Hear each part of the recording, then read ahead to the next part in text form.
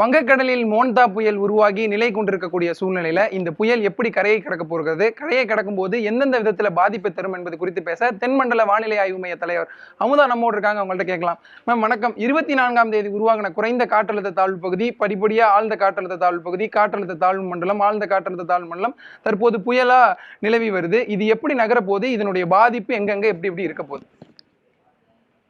இன்றைய தேதிக்கு 11:30 மணி அளவில் 27ஆம் தேதி அக்டோபர் வாக்கில் இந்த மோன்தா புயல் வலுப்பெறுவதற்கான வாய்ப்பு உள்ளது.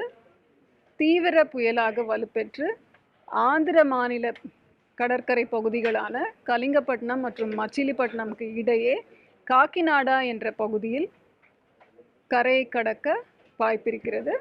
அது 28ஆம் தேதி மாலை அல்லது இரவு வாக்கிலே கரையை கடக்கும் என்று எதிர்பார்க்கப்படுகிறது.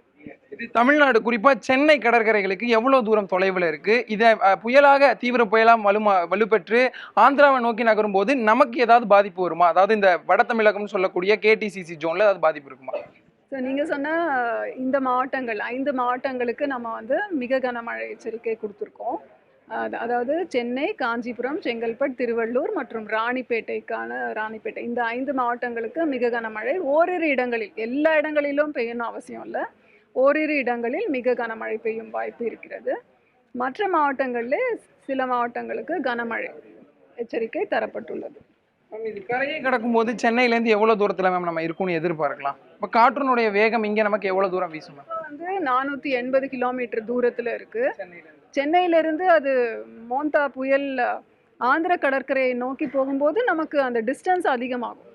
இன்னைக்கு நம்ம நேற்றே இன்னைக்கு 27ஆம் தேதி சென்னை, ராணிப்பேட்டை ஒரு 3 மாவட்டங்களுக்கு மிக கனமழைக்கான ஆரஞ்சு அலர்ட் கொடுத்துருந்தோம். ஆனால் காலையிலேருந்து மிதமான மழை தான் பெய்ஞ்சிட்டு இருந்தது.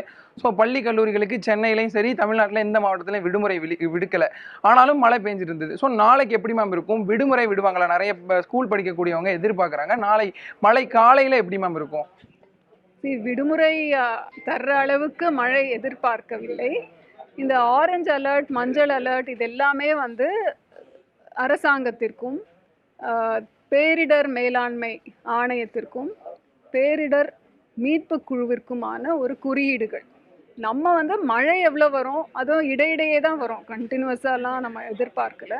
இந்த மழை பொழியும் போது ஏதாவது அசம்பாவிதங்கள் நடந்தால் அந்த இடங்களிலே உள்ள மக்களை பாதுகாப்பான இடங்களுக்கு சென்று சேர்ப்பதற்கான வேலைகளை எடுப்பதற்காக அரசாங்கத்திற்கு நம்ம முன்னாடியே சொல்லணும்.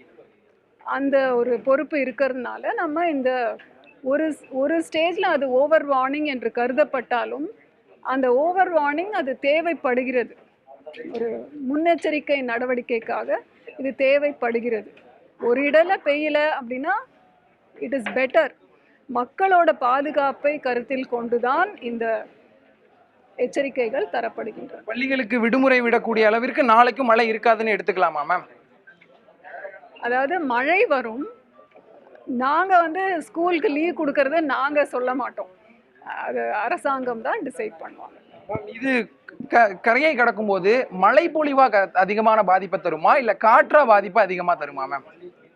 ஆந்திர பகுதிகளிலே காற்றாகவும் மழையாகவும் பாதிப்பு தர வாய்ப்பு அதிகமாக இருக்கிறது. ஏன்னா அங்க அது தீவிர புயலாகத்தான் கரையை கடக்க போகிறது. முக்கியமா நம்ம டெல்டா விவசாயிகள் நெற்பயிர்கள், விளைஞ்ச நெற்பயிர்களை பாதுகாக்க முடியாம பெரிய தவிப்புல இருக்கிறாங்க. ஸோ இந்த நேரத்துல அடுத்து வரக்கூடிய நாட்கள் எப்படி மேம் இருக்க போகுது? விவசாயிகள் உங்களுடைய அறிவிப்புக்காக பெரிய எதிர்பார்ப்புல இருக்காங்க. அவங்களுக்கு என்ன மாதிரியான ஒரு அறிவிப்பு இருக்கும் மழை தொடர்பா? அடுத்த 2 நாட்களுக்கு நம்ம டெல்டா மாவட்டங்களுக்கு கனமழையோ அல்லது மிக கனமழையோ தரல. படிப்படியாக மழை குறைய தான் வாய்ப்பு இருக்காங்க. இப்போ அடுத்து வரக்கூடிய நவம்பர் மாதத்துல நம்ம எப்படி மேம் எதிர்பார்க்கலாம்? புயல் உருவாகுமா? அதற்கான சூழ்நிலை எதுவும் இருக்கா? நவம்பர் மாதத்துல என்ன நடக்கும்னு நவம்பர் மாதத்துல பார்க்கலாமே. புதிய தலைமுறைக்காக ஒளிப்பதிவாளர் மதுவுடன் செய்தியாளர் வீரகுமார்.